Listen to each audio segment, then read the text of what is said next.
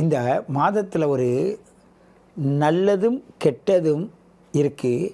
ஏற்கனவே நிறைய பிரச்சனைகளை சந்தித்து வந்தவங்க தான் இந்த மீனராசிக்காரவங்க. அதே நேரத்தில் நடக்குமா நடக்காதா, முடியுமா முடியாதா, நான் என்ன செய்யறது, இப்படியெல்லாம் கேள்வி கேட்குற நிலைமையில் தான் இந்த மீனராசி நேயர்கள் இப்பொழுது இருப்பாங்க. அது மார்ச் மாதத்தை பொறுத்த வரையும் இது நோயாக தானாக வந்ததா, இல்லை எதிர்பாராத விதமாக வந்ததா, நோய்க்காக மருந்து சாப்பிட்றதா, இல்லை நான் காலத்துக்காக மருந்து சாப்பிட்றதா தெரியாத உங்களை நிர்ணயம் பண்ண முடியாமல் டாக்டரும் தவிப்பாங்க, நீங்களும் தவிப்பீங்க.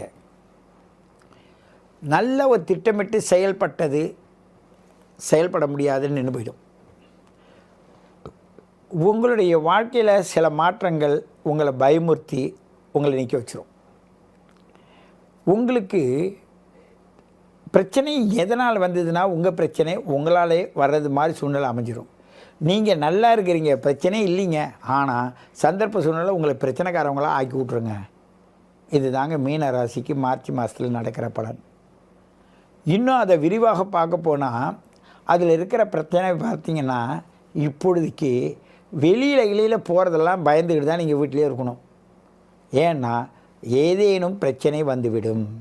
முதியோர்கள் ஏதோ ஓசியில் கொடுத்தா நான் அப்படி ஊரை சுற்றிட்டு வரேன்ட்டு வெளியில் போகாதீங்க. ஏன்னு கேட்டால் தடுமாறி விழுந்து கை காலை முடிச்சுக்குங்க. ஏன்னா மீனராசி நேயர்களை பொறுத்தவரும் முதியவர்கள், ரொம்ப வயதானவர்கள் நிறைய பேர் இருப்பீங்க. வெளிநாடுகள்லேயும் இருப்பீங்க.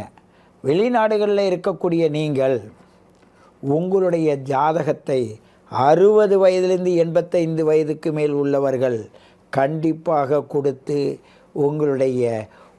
இன்னும் உங்களுடைய வயதை விரிவுபடுத்துவதற்கு என்ன செய்ய வேண்டும் என்று கேட்டு தெரிந்து கொள்ளுங்கள்.